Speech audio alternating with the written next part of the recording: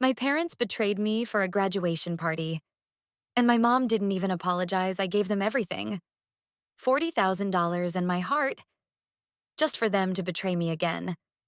The tires hummed steadily beneath me as the Lexus cruised down the rain-slicked freeway, its leather interior pristine, untouched. My palms tightened on the steering wheel. Even with the seat warmers and high-end suspension, there was a chill I couldn't shake. Seattle faded behind me. Portland loomed ahead. Maybe this time they'll finally see me, I'd whispered to myself that morning. But the words had landed with a tremor, like a leaf in the wind. Beautiful, but breakable. I remembered the first time I realized Emily mattered more. I was 12. I'd just won the regional science fair with a project on wind turbines. My parents came to the ceremony, but left halfway through. Emily's recital is more important, Mom had said, clutching her handbag like a lifeline. She needs us more. That refrain had echoed through my life. When I got accepted into Oregon State on a partial scholarship, they congratulated me over dinner and then asked if I could help Emily with her homework. When I worked 3 part-time jobs just to survive college, they sent Emily an allowance. When I landed my job at Cloud Vision Technologies in Seattle, they texted, "Cool, guess you're busy now." I was busy. I gave up vacations, skipped birthdays, spent weekends coding, debugging, learning systems no one else could crack. By 27, I was making 6 figures. I could breathe. But breathing wasn't the same as being valued. I pulled into their quiet suburban street. The Lexus sparkled in the drizzle, pearl white with the red dealership bow still stretched over the hood. It looked like a dream I'd stolen from a commercial. I parked in front of their house, the same house where I'd spent my childhood watching Emily get new phones and designer shoes while I wore thrifted sweaters. I grabbed my phone and texted, "I'm outside. Got a surprise for you." The door opened seconds later. Mom stood there in a cardigan and slippers, eyes widening when she saw the car. Dad came up behind her, mouth agape. "Is that—" I stepped out, keys in hand. "It's yours. Happy early anniversary." For a second, there was silence. Just the sound of water dripping from the eaves and the distant chirp of birds. Then Mom gasped, "Vanessa, you didn't—" I smiled, my heart thundering. "I did." She rushed forward and hugged me tightly. "I can't believe you did this for us." Dad's hands ran over the leather interior with reverence. "This is incredible. We've never had anything this nice." For the first time in years, maybe ever, I felt enough. Not just tolerated, not just compared. Enough. We stood together under the soft rain, arms wrapped around each other. My mother whispered, "We're so lucky to have you." That night, I drove back to Seattle with a lightness I couldn't explain. My phone buzzed just past the Tacoma Bridge. A text from Mom. "Thanks, honey. The car is great." I stared at it longer than I should have. Something about the message made me pause. It felt transactional, final, like a receipt instead of gratitude. I told myself not to overthink it, but the doubt had already started whispering again. The car was gone. So was any illusion I had left.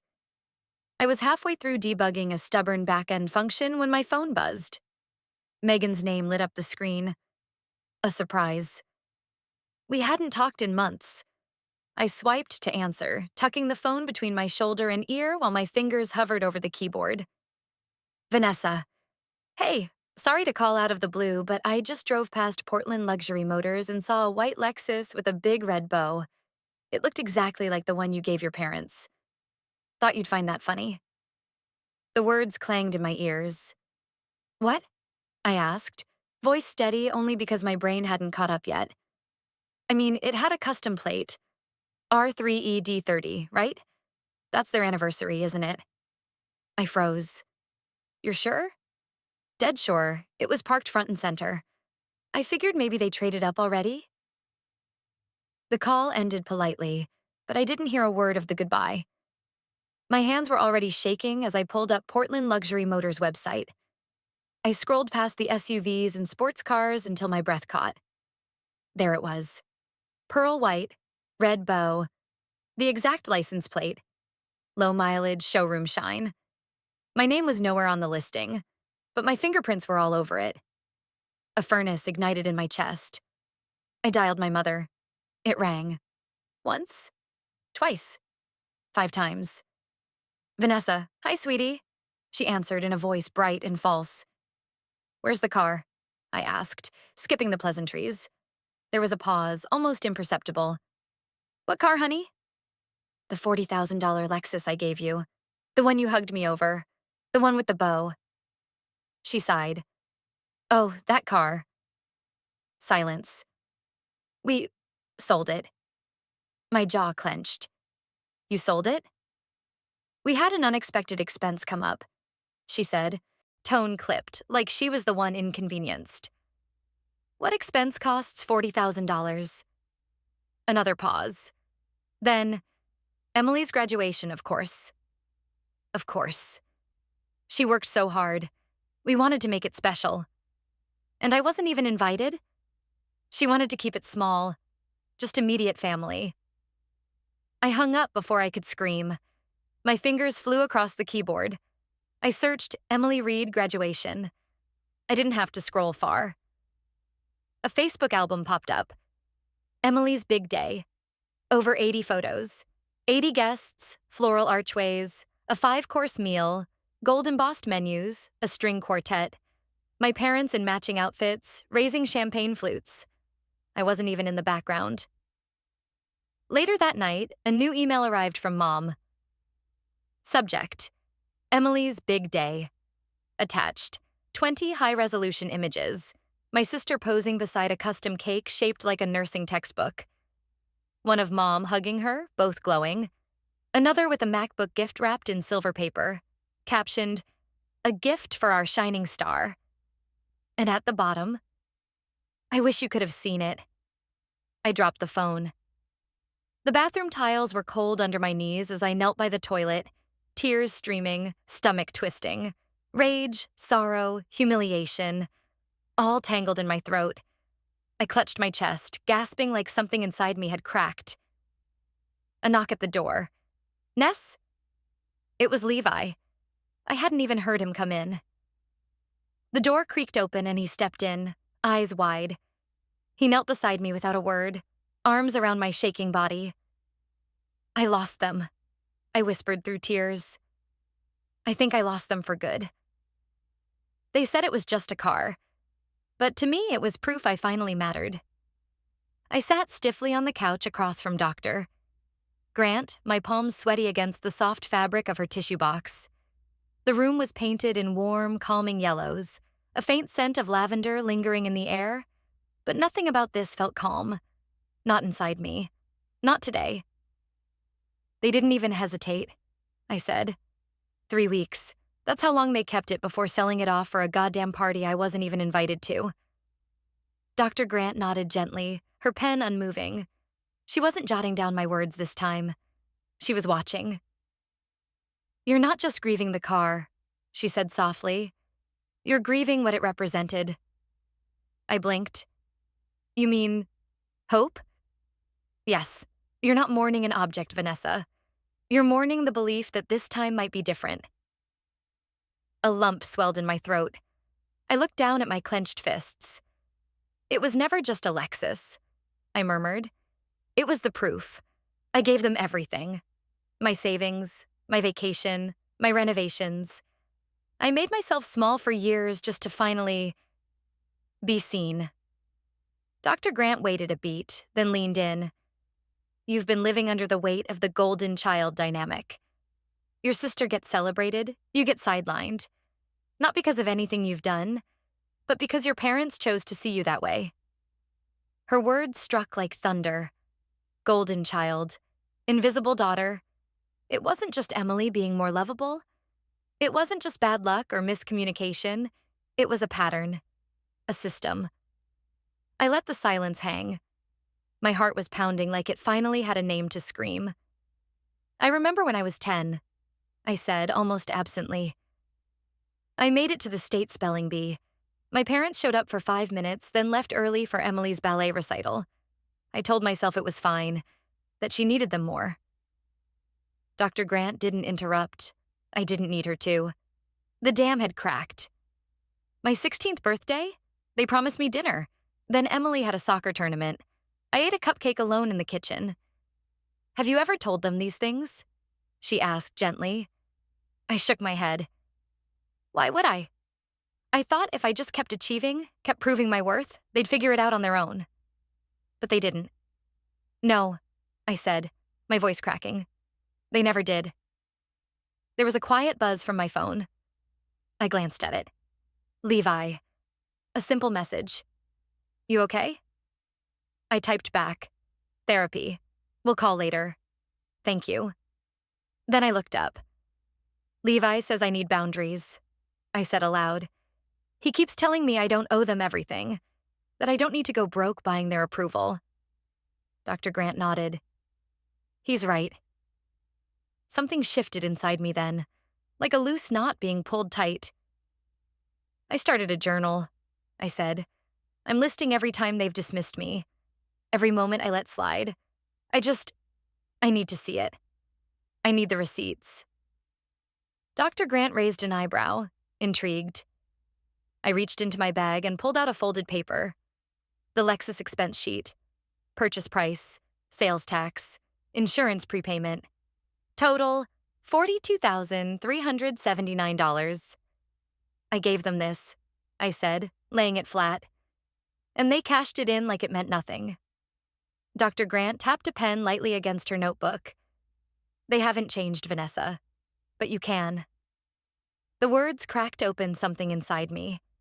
I stared at her, at first stunned, then breathing deeper. Yes, I said slowly. Yes, I can. Later, at home, I sat at my desk under the pale glow of my desk lamp. I ran a fingertip down the expense column once more. Then I said it out loud, louder than I meant to. They won't take anything more from me. She sold my last gift. So naturally, she wanted another. The kitchen was bathed in amber light, casting long shadows over the countertop. I stood there, stirring a pot of soup I no longer felt like eating, when my phone vibrated with her name. Mom, pulsing on the screen like a wound reopening. My thumb hovered. I let it ring once, twice, and then answered. Vanessa, darling, she said with an enthusiasm that already felt suspicious. I was just thinking about you while watching that PBS special on smart cities. So many computers. Made me think of my brilliant daughter. I blinked, stunned by the praise. Oh, thanks. She continued breezily. Anyway, how's work? I heard from Emily that you're managing a new team. That's wonderful. A pause. Then her voice shifted, still sweet, but there was a purpose now, sharp under the syrup. I was calling because my birthday's coming up.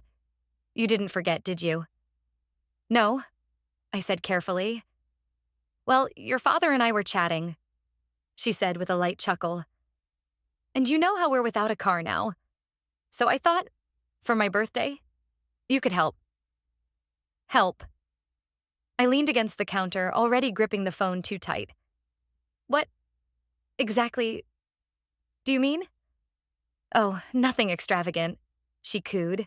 I've always loved the Mercedes GLC. It's practical, sturdy. And the dealership has a silver one in stock, though I wouldn't mind white either. Heated seats would be lovely. For my back, you know. I was silent. She took that as permission to keep going. They've got a premium package with all those fancy driver assistance features. I went ahead and booked appointments at a few dealerships on Saturday. Your father will pick you up at 9 a.m. sharp. We can test drive together. Still silent. You know, she added softly, families help each other. That's how love is shown. Good daughters take care of their mothers. Emily agrees. You should do this for me. I could barely breathe. My body was frozen, heart pounding so loudly I thought she might hear it through the phone. I already gave you a car, I said, voice barely a whisper. Oh, Vanessa. She laughed airily. That's water under the bridge. Sometimes sacrifices must be made, especially for important moments like Emily's graduation. And now, it's my birthday. You wouldn't want to disappoint me, would you? I felt something snap inside. When the call ended, I didn't even remember pressing the red button. I stood there, frozen, then slowly slid down the cabinet until I was sitting on the cold tile floor, the phone still clenched in my hand. Tears slipped silently down my cheeks, not just from rage or shock, but from a deeper ache. One that came from the realization that this wasn't new. It was just the latest form of it. She hadn't called to ask how I was, or if I was okay after they sold the Lexus. She'd called to make a demand, dressed up in glittering birthday paper, tied with a bow of guilt. The room felt too quiet, too still. The front door opened. "Vanessa?" Levi's voice floated in. He walked into the kitchen, saw me on the floor, and immediately dropped beside me. "What happened?" he asked, touching my hand. I didn't answer right away. I stared straight ahead, blinking through fresh tears. "They don't see me as a girl," I whispered, voice hoarse. Just a walking wallet. For the first time, I wasn't making a plan to please them. I was making a plan to protect myself. My apartment had never felt so small. Every corner seemed to echo with my mother's voice, dripping sweetness and condescension, rattling around in my head like shards of glass. I hadn't slept properly in days. Not since the Mercedes request. I needed help. That's why I was back in Doctor Grant's office, sitting with my arms tightly folded while she waited patiently across from me, pen in hand, the clock ticking softly on the wall behind her.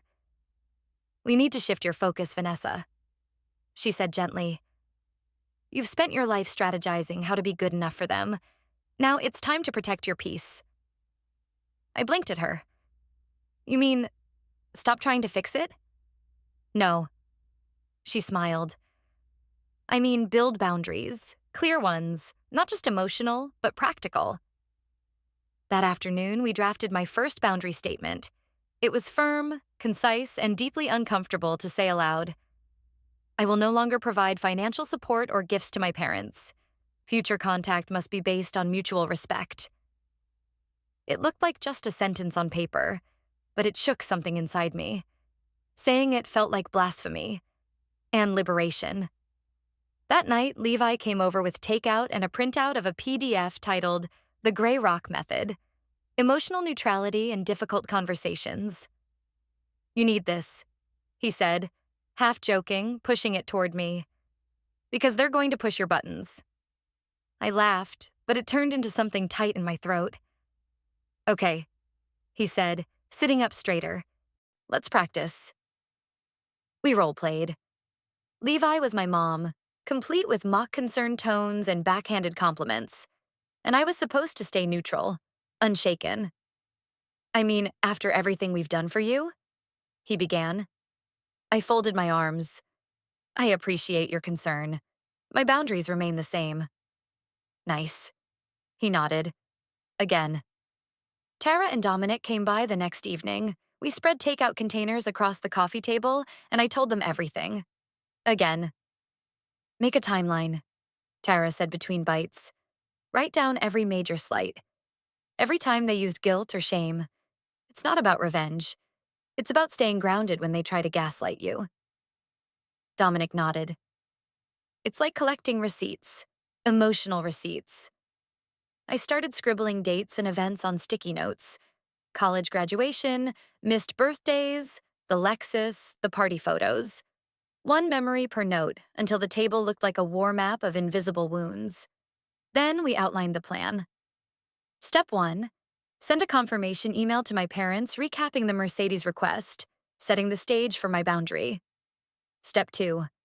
Face-to-face meeting. Neutral ground, firm tone, backup ready.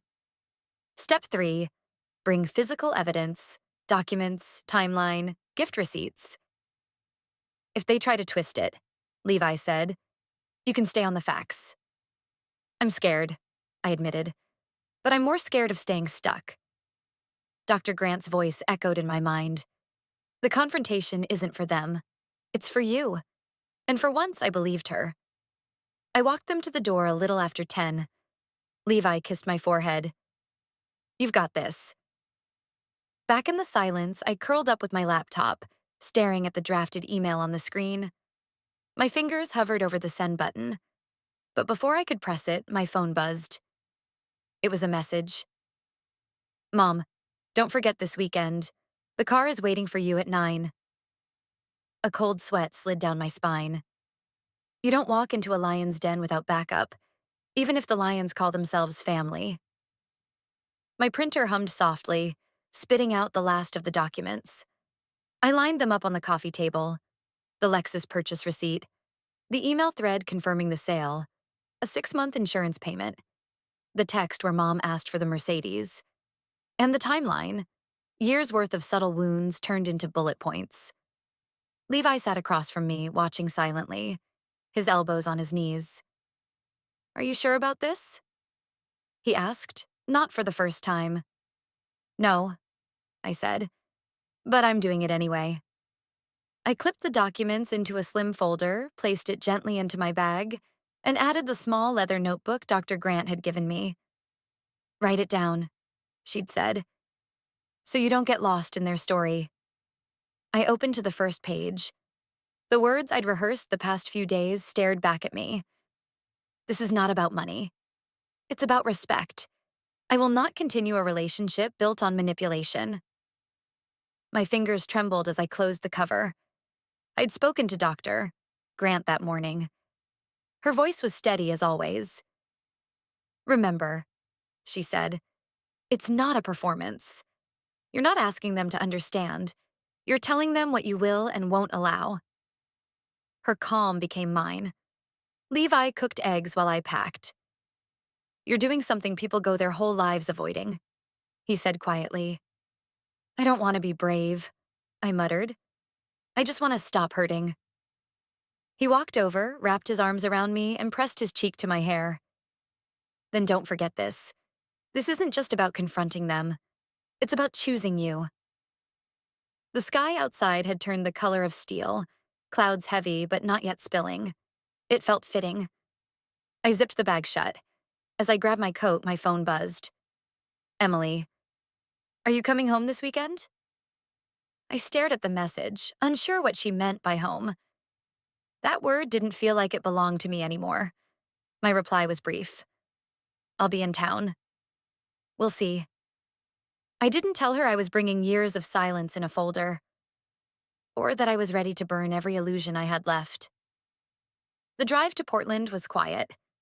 No music, no podcasts. Just the hum of the tires and the growing pressure in my chest. About halfway there, I pulled over at a rest stop. The trees bent in the wind like they were whispering to each other. I stepped out, closed my eyes, and let the cold air sting my skin. "This time it's for me," I whispered. No more begging.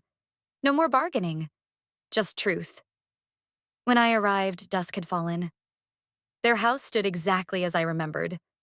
White shutters, trimmed hedges, a too neat version of a life that had always felt a little fake. I walked up the familiar steps, pulse pounding. The door opened before I could knock. "Vanessa," Mom beamed, bright as if we'd last spoken over brunch, not battle lines. "You came just in time. I have some cars I want you to see." Her voice floated out, syrupy and sharp. I didn't move. I just met her gaze. My eyes cold as steel. She welcomed me with lemon bars, like sugar could sweeten betrayal. The scent hit me before her smile did. Warm citrus and powdered sugar floating from the kitchen like some kind of childhood spell. Mom stood at the door in a lavender cardigan, hands fluttering. "Vanessa, just in time. Your favorite." She stepped aside, letting me in like nothing had happened. Dad appeared next, offering an awkward side hug that smelled faintly of cologne and obligation. "Kiddo," he muttered. "Glad you made it." The house looked the same but felt different. The family photos on the wall stared back at me with frozen smiles. The couch sagged in the middle like it remembered too much. Everything was just a little too arranged, too clean. Like they were expecting a guest, not a daughter. Then I saw them. Emily was perched on the edge of the couch, a plate of lemon bars in her lap. Her boyfriend Corey sat beside her, scrolling through his phone like he didn't want to be there. My stomach twisted. Emily looked up, blinking. "Hey," she said hesitantly. "Didn't know you'd be here," I said evenly. "I didn't either," she replied, her voice tight. "Come sit," Mom chirped, already ushering us toward the dining table. "I've printed out the brochures. GLC X3 RX350, whichever suits your taste, darling. I've already made appointments at 3 dealerships. You can decide which one you'll buy me." She laughed at her own joke. No one else did. Dad cleared his throat. "Silver exterior, black leather. Your mother has back pain, you know. The Mercedes has heated seats and lane assist. It's practical." Corey raised his eyebrows at the folder of specs. Emily just stared at her lap. The plates clinked softly as Mom passed around refreshments. The lemon bar she slid toward me glistened under the lights. It looked perfect. It tasted like dust. "So," she said, flipping through a page, "this model has the panoramic sunroof. Perfect for my volunteer drives to the library. People will notice. It reflects well on our family." I set my fork down with deliberate precision. "I didn't come here to talk about Mercedes," I said. Mom blinked. "Well, what did you come for?" I folded my hands on the table. "We need to talk about the Lexus." The room froze. Dad shifted in his chair. Corey looked up. Emily visibly flinched. Mom tilted her head, smiles still plastered on. "That's over. Why do you keep bringing up the past?" Her tone was light, almost amused, but I saw the stiffness behind her jaw. I didn't look away. Not this time. If they wanted receipts, I brought a ledger. I reached into my tote bag, pulled out the folder I had prepped for days, and laid it flat on the dining room table. The same oak surface where we'd once eaten birthday cakes and awkward holiday dinners. The laminated cover reflected the chandelier above like a courtroom exhibit. Dad gave it a sideways glance. "What's this?" "Just facts," I said. "Dates, numbers, words you've said, things you've done." Mom's laugh was tight. "Vanessa, this isn't necessary." I opened the folder, flipped to the first sheet. December 3rd. I wired $40,000 from my personal savings account to purchase a 2023 Lexus ES, license plate ending in 4Y2. Here's the receipt. Here's the insurance policy I prepaid for 6 months. And this, I slid a printout across the table, is the thank you text you sent, Mom. With the car emoji, Dad blinked. "We already said thank you. You sold it 3 weeks later." I tapped another document. This is a screenshot of the dealer's site listing it for resale. Megan saw it first. Emily leaned forward, mouth slightly parted. "I thought—" Mom started, but I cut her off. "I thought maybe it was an emergency," I continued. "So I called. And you said it was for Emily's graduation party, a party I wasn't even invited to." I turned to another page, full-color photos printed from social media. "This was that night, wasn't it? Custom floral arch, celebrity photographer, 5-course meal, paid for with my gift." Corey's brows knitted. "Wait, that Lexus paid for the whole party?" Mom stiffened. "Of course not all of it. But enough to matter," I said, eyes sharp. "I wasn't included. Not in the event. Not in the photos. Not in the family." Dad huffed. "You're exaggerating." "So is this an exaggeration?" I asked, turning to the page labeled 16th birthday. "You promised dinner, then canceled because Emily had a soccer match. I ate cupcakes alone. Here's the journal entry." "That was years ago." I didn't stop. "College graduation, another no-show. You said the drive was too long. But that same weekend, you were at Emily's senior banquet. I have the time-stamped photos. My job promotion party? You came, talked about Emily's grad school plans the whole time." "I remember that," Emily said suddenly. All heads turned. Her voice trembled, but she kept going. I remember the birthday, the soccer game, and the graduation thing. You said Vanessa didn't invite you, but I saw the email. Mom's eyes snapped to her. Emily. She deserves to speak, I said softly. Emily looked at me, something uncertain flickering in her expression. Maybe guilt, maybe awakening. You're right, she whispered. I've let this go on too long. Corey leaned back, arms crossed, visibly processing everything. This is a lot. I turned back to my mother, stared her dead in the eye. You sold the gift I poured all my love into, to throw a party you didn't invite me to. They wanted unconditional love, but only when it came with conditions for me. I placed the final document on the table. Thick cardstock, black ink, no decoration. It wasn't legal, but it was binding to me. I'd titled it Terms of Reconnection, but I might as well have written Terms of Survival. Dad shifted in his seat. Mom folded her arms, eyes still puffy from the last round of tears. Emily sat motionless on the couch, staring at the paper like it might explode. I'd like to read this, I said. My voice was steady, but the pulse in my neck betrayed the storm beneath. You think this is a courtroom? Dad scoffed. No, I said quietly, but it's the only way I get heard. I cleared my throat. From this point forward, I will no longer provide financial gifts, loans, or assistance. Any contact must be based on mutual respect, honesty, and emotional safety. I will not tolerate guilt-tripping, gaslighting, or triangulation. I am open to rebuilding a relationship, but only if it's built on truth. Mom let out a shaky breath, then immediately burst into tears. After everything we did for you, she sobbed, her head in her hands. The years I carried you in my body, the clothes I sewed by hand, the lunches I packed. This is how you repay us? By not buying you another car? I asked calmly. Or by asking you to treat me like I matter? You've changed, Dad growled. Seattle's turned you into someone cold. This isn't the girl we raised. No, I agreed. The girl you raised was taught to ignore her pain so Emily could shine. She was taught to earn love through sacrifice. She doesn't live here anymore. The room turned heavy. The polite tension was gone. Now it was just Cold War silence, thick and unblinking.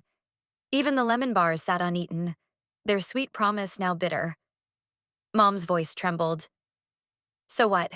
You're just going to walk away? From your own family? Emily opened her mouth, then closed it. She looked like someone caught in a riptide, unsure whether to swim toward the shore or let the current drag her under. I stood up. If your love needs to be bought with a car, then that is not the love I need anymore. The silence shattered. Mom sprang from her chair, voice shrill and breaking. If you leave without agreeing to buy a car, never come back. I already gave you my inheritance. You sold it to throw a party I wasn't invited to. The room froze. Not even the old grandfather clock dared tick. Mom's mouth opened and closed like a fish yanked from water. Dad blinked, slowly, like he hadn't heard me right. Emily stood motionless at the threshold, coat half zipped, eyes wide. Excuse me? Mom finally said, her voice shaking but her spine ramrod straight. You heard me, I said, and this time I didn't stammer. I gave you my savings. I gave you a car that cost me a condo and a trip to Japan. And you sold it to fund a party where I didn't even exist. Dad's chair scraped back hard. Don't get dramatic. You think one car makes you a martyr? No, I said. It makes me your daughter, and that should have been enough. The insult came next. Sharp, cutting, rehearsed. Fine, Mom snapped. If that's how you feel, maybe you don't need anything from us. Don't expect to be in the will. The house, the assets. Emily will inherit everything. I've already started the paperwork, Dad added, his voice dry. Emily's always been dependable. She's never turned her back on us. Emily blinked at him. What? Don't worry, he continued, ignoring her. We know who will actually take care of us when we're old. That did it. Something inside me, tired, raw, done, just snapped clean. I smiled. Not sweetly, not bitterly, just clearly. I don't want your house. I don't need your assets. I already gave you my inheritance. Mom narrowed her eyes. What's that supposed to mean? It means, I said, holding her gaze, I spent a lifetime trying to earn your love. I gave you everything hoping you'd finally see me. That Lexus? That was the price of my last illusion. You sold both. Dad looked away, jaw clenched. For once, he had nothing to say. Emily stepped fully into the room, eyes darting between us. Dad, did you really change the will? Yes, he said flatly. You deserve it. I picked up my bag. Then congratulations. You've chosen your legacy. I walked past them, my shoes echoing against the hardwood floor that once held birthday parties and silent dinners. Mom called out my name, but I didn't stop. The door closed behind me with the softest click. Cool air hit my face. For a moment, I just stood there, letting the wind wash over everything I couldn't say. Then I heard the door creak open behind me. Vanessa? Emily's voice was quiet.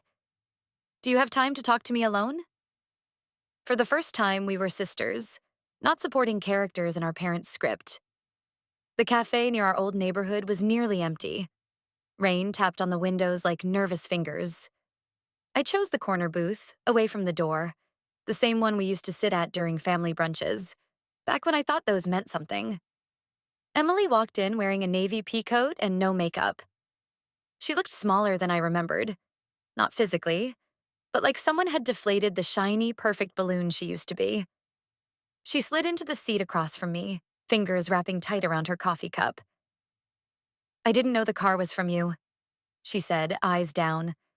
I mean, I knew they got a car, but I thought it was some work bonus or something.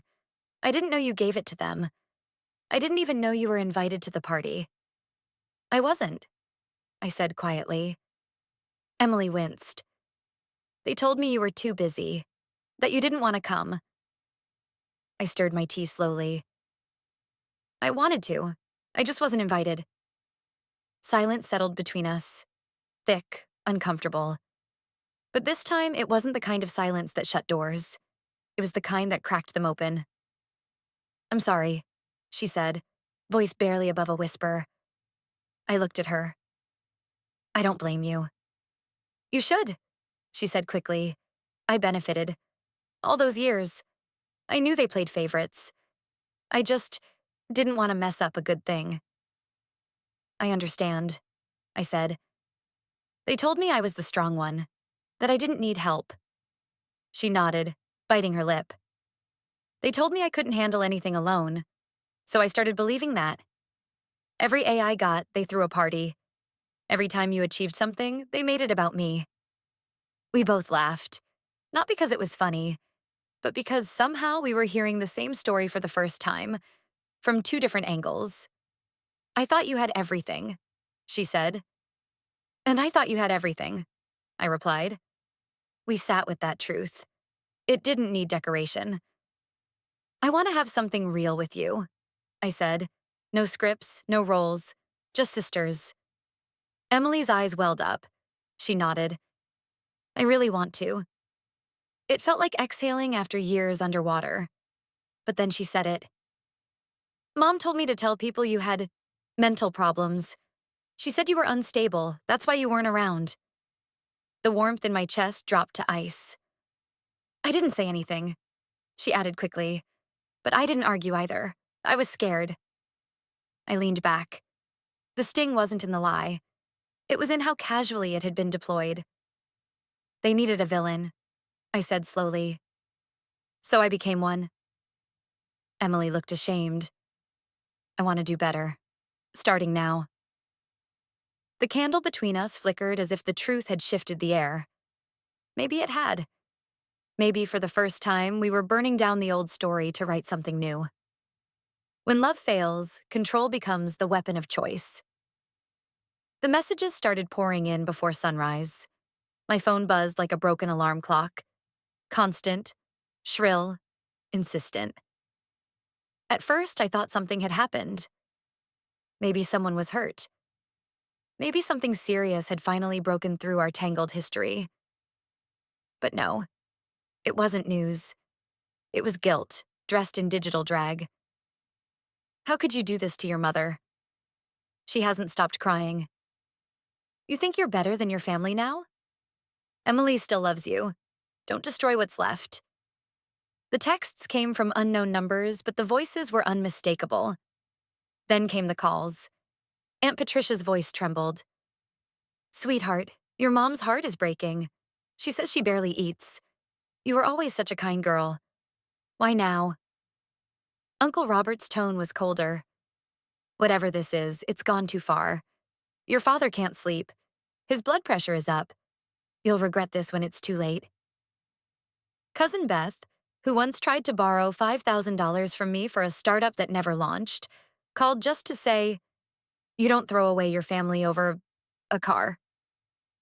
I sat on the couch, staring blankly at the ceiling, while Levi methodically moved every message into a new email folder marked noise. His fingers flew over my laptop keyboard like a soldier defusing a bomb. "You're not crazy," he said.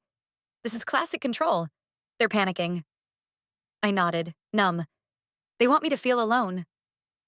Levi looked up. But you're not. By midday, the noise moved from my inbox to my doorstep. A flower delivery. Roses. From your loving family. No card, no name. Just thorns. That evening, I blocked all their numbers. I set my email to route anything from their addresses to a hidden folder. I called the receptionist at work and gave clear instructions. No visitors without an appointment. If someone says it's a family emergency, verify with me first. I was trying to breathe again. Just catch a single, clean inhale when it happened. The next day, my boss, Jessica, pulled me into her office. "Hey," she said gently, closing the door. "Did you tell your father to contact the office?" My heart sank. He called the front desk saying it was a medical emergency. He said you were in danger. She paused. "Naturally, we tried to reach you, but it sounded off. The receptionist said he asked to speak with HR. He implied you were mentally unwell." My chest tightened. "He what?" Jessica's voice was kind but firm. "I've known you for years, Vanessa. I didn't believe a word, but this crosses a line. You need to protect yourself." I left work shaking. That night, I sat at my desk, opened a fresh document, and began to write. I listed every text, call, and manipulation. I attached screenshots, recorded voicemails. I named each tactic. Guilt tripping, isolation, professional sabotage. It was my own case file, a ledger of coercion, because if they were going to fight dirty, I had to be ready. I need to write everything down. If they continue, I will fight back. If they wanted a war, I was done showing up unarmed. I sat in the glow of my apartment's only lit lamp, the one by the window that made everything feel softer than it was. But there was nothing soft about what I was doing tonight. My fingers hovered over the laptop keys as Levi adjusted his glasses, the blue light casting shadows under his eyes. Between us on the coffee table were spread printouts, screenshots, timelines, and an envelope of photographs I had never planned to use for anything other than family memories. But they had turned memories into weapons, so I was learning to build armor. "Okay," Levi said, flipping to a fresh page in his notebook. "Start from the beginning. The Lexus, day 1. I exhaled and clicked open the digital folder I'd named The Lexus Incident. It still hurt to read those first receipts. The $40,000 down payment, the transfer of title. I added them to the PDF file. Beside it, I began typing out a list. January 4th, purchased car. January 6th, surprise delivery. January 10th, photo messages from mom. January 23rd, car spotted for sale. We went line by line, event by event. Every "I love you" that turned into "you owe us." Every compliment followed by a condescending dig. I was building a map of betrayal, and each timestamp was a signpost. I'm going to write it like a report. I muttered, cracking my knuckles. Not a sob story. Facts, just facts. Levi nodded. That's the smartest way. Let them deal with their own emotions for once. Later, I sat in front of the webcam for my remote session with Dr. Grant. This isn't about revenge, I told her. It's about clarity, so I don't question my own memory next time. That's the most powerful reason, she replied. Gaslighting thrives on confusion. Truth is your stabilizer. I lifted the folder icon on screen, showing her the growing collection of proof. It's almost therapeutic. Like, for every time they made me feel crazy, this says, no, you're not. Dr. Grant's eyes softened. Good, because you're not. After the call, I opened my voice recording app and hit record. I spoke as if I were reading a testimony in court. I am Vanessa Reed. I bought my parents a Lexus on January 4th. I delivered it myself with a red bow. My mother cried. My father said nothing, just kept touching the leather seats. They hugged me. Said they were proud. I paused. 3 weeks later, the car was gone. Sold. To pay for a party I wasn't invited to. My mother emailed me the photos like I was a stranger who might be happy for them. The tremble in my voice surprised me. But I didn't stop. I read the full letter I'd written earlier, the one Levi helped organize into sections. The gift. The silence. The sale. The exclusion. The phone call. I didn't cry this time. My voice was firm, paced, deliberate, like I was telling the truth on behalf of a friend I needed to protect. When I finished, Levi placed a hand on my knee. That's the most powerful thing I've heard you say. I clicked save. Now you've got it forever, he added. Proof that you're not overreacting. Proof that it happened. A long silence stretched between us. Then he leaned back and asked gently, have you thought about sending it to Emily? I blinked. He continued, you said she might be waking up to it all. This could help her see it completely. Help her choose a side. The idea lodged in my chest like a nail, sharp but clean. Maybe it was time to stop being alone in this. There's another way.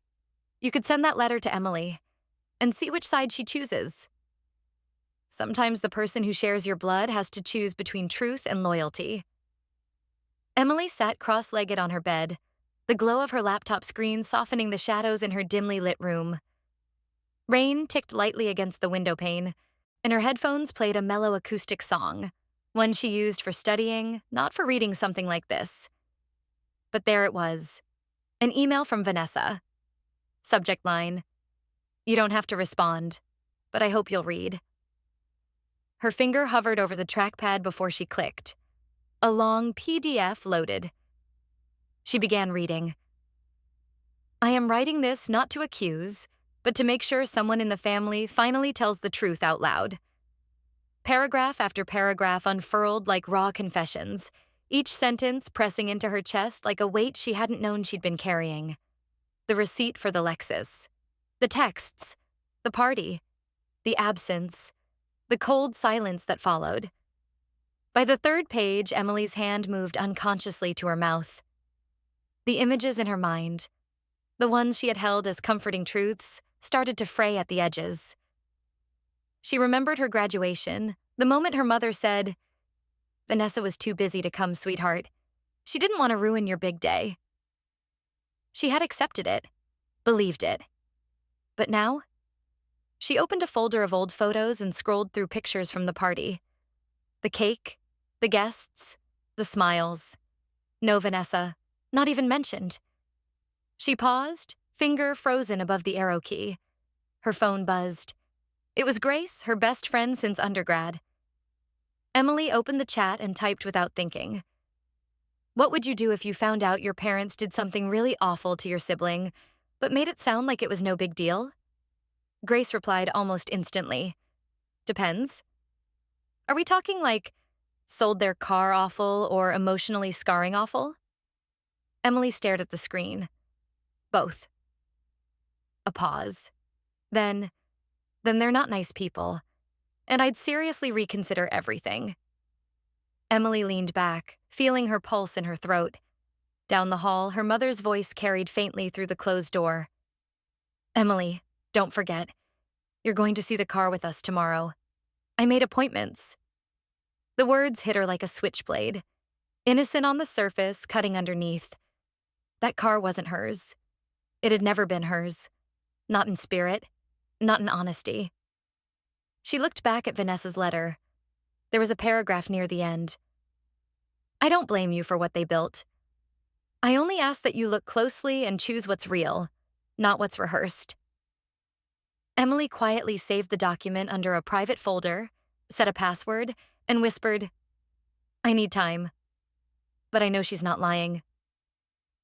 She pulled up her texting app, opened Vanessa's contact, and typed, Hey sis, I'm sorry. And I think I'm about to pick a side.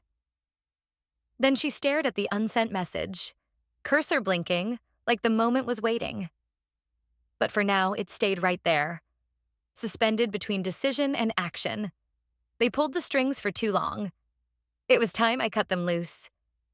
The air in the coffee shop was rich with espresso and murmurs. Monday morning rush, everyone tucked into their laptops or lattes. Vanessa sat by the window, her back straight, her fingers resting over the keyboard like a pianist about to strike the opening chord. She took a sip from her cup, the bitterness grounding her. Then, with a breath steady as still water, she opened a new email. To Diana.reed@example.com, Gregory.reed@example.com. Subject: regarding recent events and the future. Her fingers began to move, not in fury, but with certainty. Dear Mom and Dad, I'm writing this as a record, not a plea. I want clarity, not for argument, but so no one can ever again twist the story. She listed the facts. The Lexus, the delivery date, the photos her parents took, the receipt, the custom plate, the insurance she paid for, the friend who spotted it on the luxury lot, the confirmation call with the dealership, the party she didn't attend, the messages afterward. She attached scanned receipts, photo evidence, and even the brief voice memo she had taken during their last confrontation, the one where her mother said, You sold it, so what? It was sitting there. Each bullet point was precise, not emotional, just true. Then came the final paragraphs. You may think this is cruel, but cruelty is taking something given in love and turning it into a lie. I won't be buying another car. I won't be investing in illusions. If you wish to have a relationship with me moving forward, it will be built on mutual respect, not emotional blackmail or financial expectation. I am not a bank. I am not a second parent to Emily. I am your daughter, and for once I am choosing myself. She ended with a simple sign-off. Vanessa. No flourishes, no emojis, no softened blow. She glanced at Levi, who had been silently reading beside her. He reached over and gently squeezed her hand. That's the tone, he said, of someone who no longer begs for love, but someone who knows their worth. She smiled, a small, exhausted thing, but it held power. Then she clicked send. There was no tremor, no regret, only stillness. 2 hours later, her phone buzzed. She turned it face down. Not ready yet. They continued their workday in calm, like the storm had passed. Or perhaps like they had simply walked away from its eye. When she finally flipped it over, there was an email from her mother. She opened it. Just one sentence. Never show up in this house again. Vanessa didn't cry, didn't shake. She stared at the screen, blinked once, and closed the message. There was nothing more to read, nothing left to explain. Sometimes the most powerful response is no response at all. Sunlight filtered through the blinds in long golden slats, cutting across the floor like gentle blades. The soft gurgle of the coffee maker filled the quiet morning in Vanessa's apartment. She moved slowly, deliberately, as if every action was a small ceremony. Today was the first day in years she didn't feel the invisible weight of trying to earn someone's love. At the kitchen counter, she opened her laptop. The inbox blinked with unread emails. Her mother had sent 5 since Friday night. She didn't open any of them. Instead, she opened her settings and began a quiet ritual. Create new filter. Sender diana.read@example.com. Action archive mark as read, move to folder. No contact. She repeated the process for her father. Then she disabled pop-up notifications. No more buzzing reminders. No more emotional landmines. Vanessa closed the lid and exhaled. It wasn't just silence, it was control. Her terms, her boundary, her peace. Later that afternoon, she walked to the corner bakery. Autumn air kissed her cheeks and swirled her scarf as she stepped inside and found Tara and Dominic already seated. Dominic stood, giving her a warm hug. "Hey, V. We were just talking about you. Should have known you'd actually follow through." Tara grinned, sliding a latte toward her. "I told Dom. She's really doing it this time. I can feel it."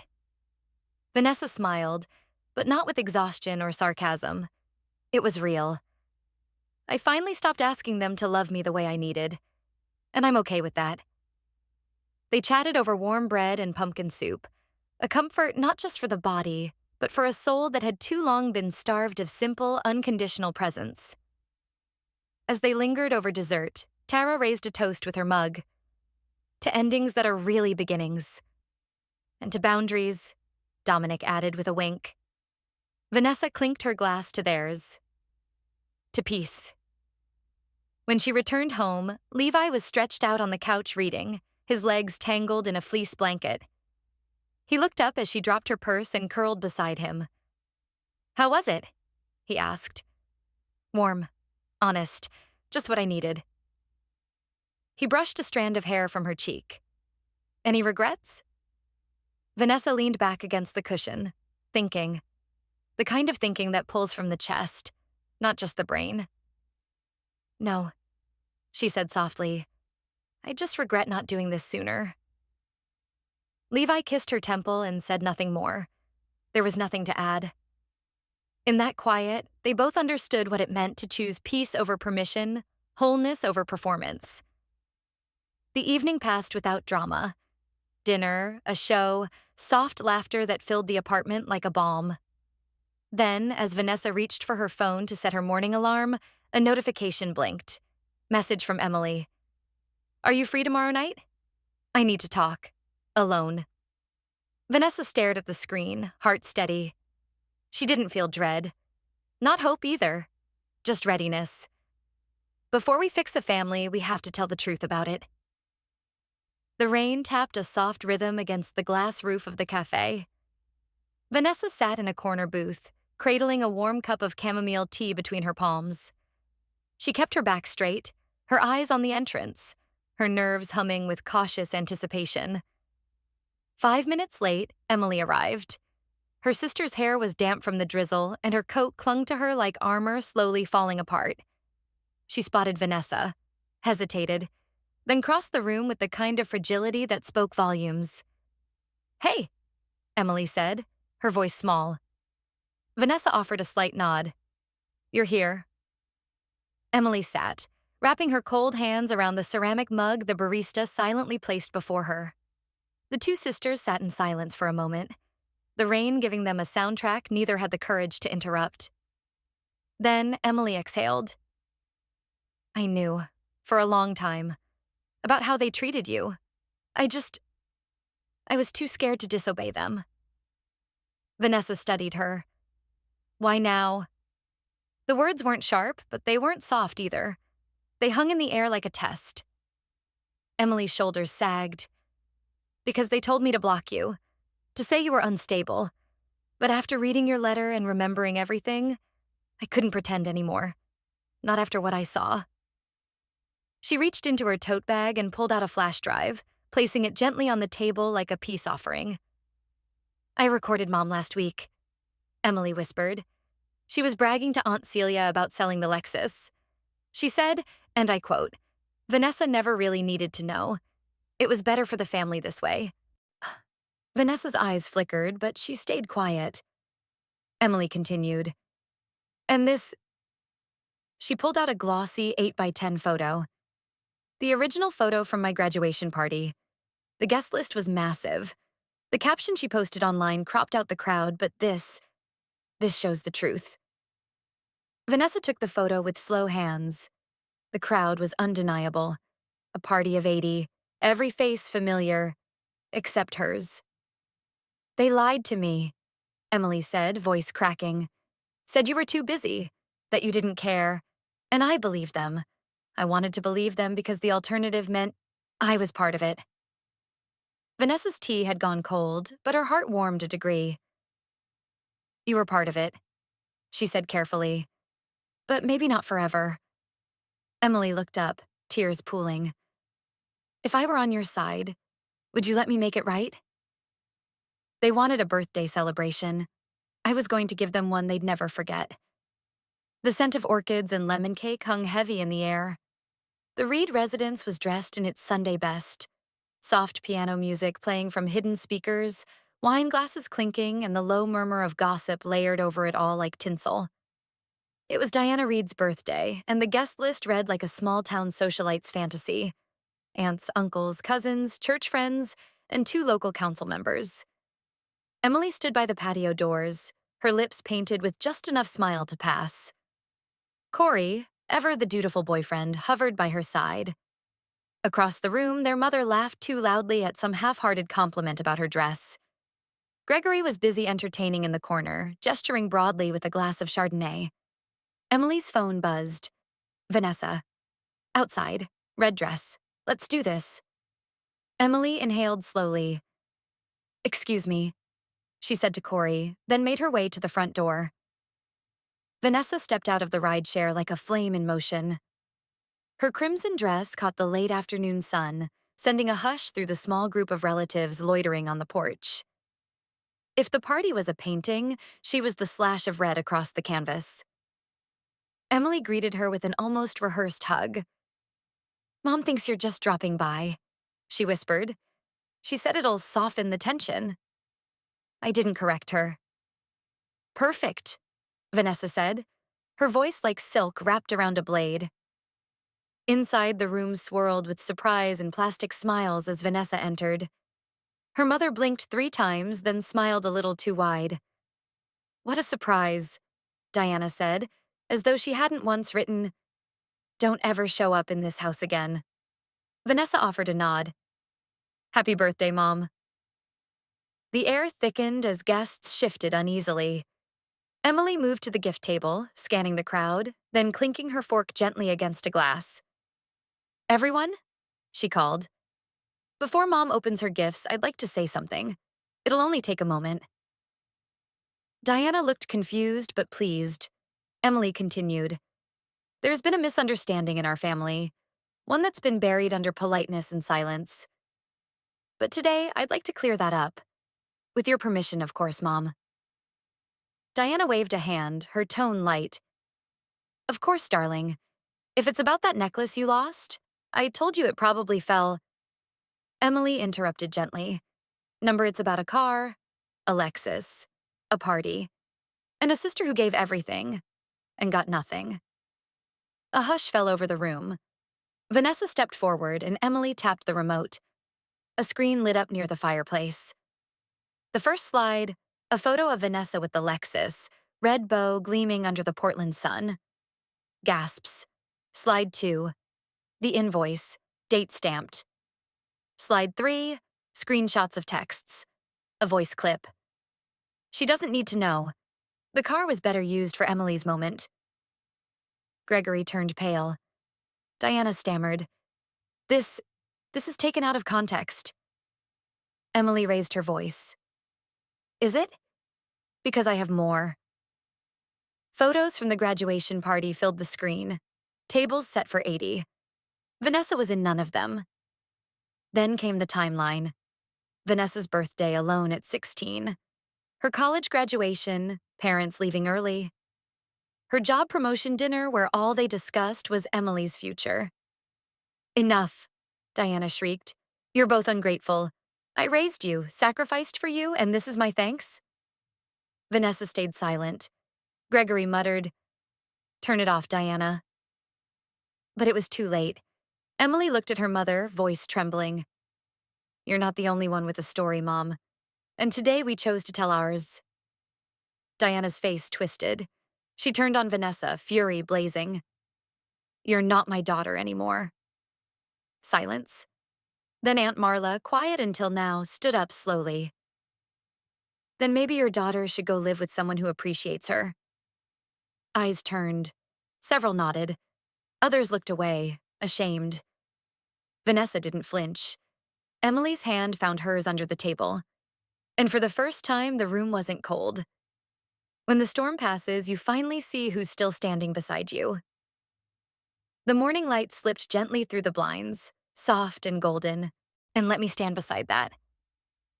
Her breath caught, not because she was surprised, but because it finally felt like the right answer to the question she'd been asking her whole life.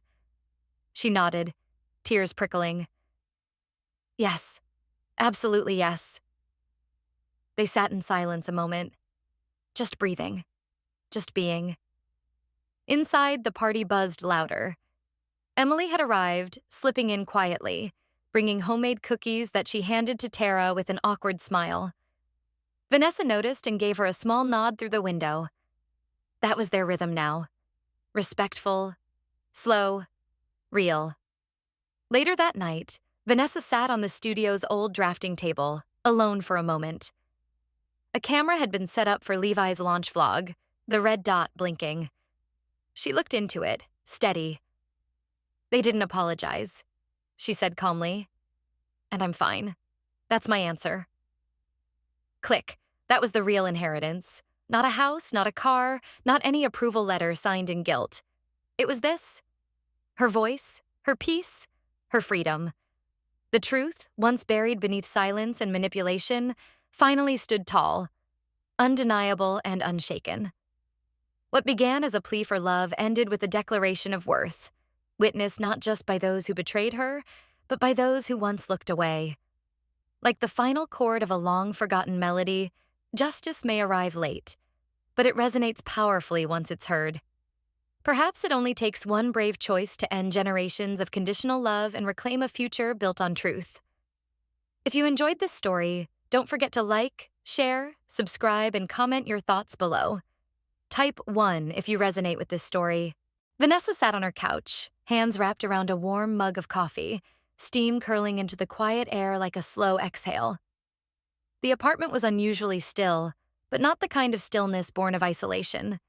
It felt like the aftermath of something necessary. Outside, birds chirped in uncertain bursts, like even they were trying to make sense of the day after. Levi came out of the kitchen holding his own mug, sliding next to her. He didn't say anything at first. He didn't need to. Finally, he broke the silence. You slept. Vanessa nodded. I did. He smiled. And? She shrugged, a soft grin tugging at her lips. First real sleep in months. Her phone vibrated once, then again. A soft chorus of pings. Vanessa raised an eyebrow and reached for it. 3 messages, one from Aunt Marla. Proud of you. You were brave. We all saw it. Another from Uncle Robert. You didn't deserve that. None of it. And one from a cousin she hadn't spoken to in years. I had no idea. I'm sorry for staying quiet before. She blinked back sudden tears. Levi peeked over her shoulder and exhaled slowly. Looks like your truth hit home. Vanessa nodded again, voice barely above a whisper. I never thought anyone would see it, let alone say it out loud. The phone rang. Emily's name appeared on the screen. Vanessa answered, heart already beating faster. Hey. I have news, Emily said, her voice tight but resolute. They told me I'm not welcome back if I continue talking to you. Vanessa's hand stiffened on the mug. Are you okay? I'm more than okay, Emily replied. I've already packed. Corey's letting me stay with him until I find my own place. It's strange, but it feels good, like I finally walked off the stage. Vanessa's throat tightened. They don't get to write our roles anymore. No, Emily said, and I don't want them to. They sat in silence for a second, miles apart but tied tighter than they had ever been. I'm proud of you, Vanessa said. Emily laughed quietly. You started it. I'm just catching up.